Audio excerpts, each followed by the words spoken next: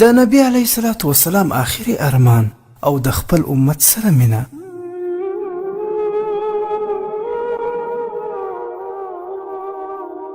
په یو روایت کې راځي چې نبی علیه الصلاة والسلام د وفات پر وخت حضرت جبرائیل علیه الصلاة والسلام ته وویل له ما نه وروسته به زما د امت لپاره څوک وي؟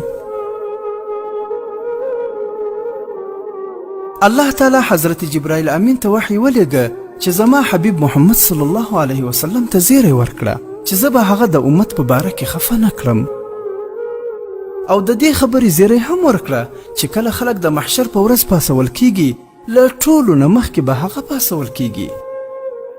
کله چې ټول خلک راجمع کړی شي نو زما حبیب به د هغو سردار وي.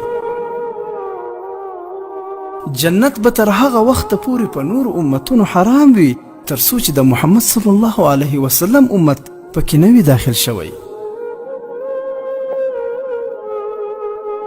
د دغې زیرې په اورېدو سره رسول الله صلی الله علیه وسلم وفرمایل اوس زما سترګې یخې شولې. کتاب مکاشفة القلوب صفحه نمبر 514.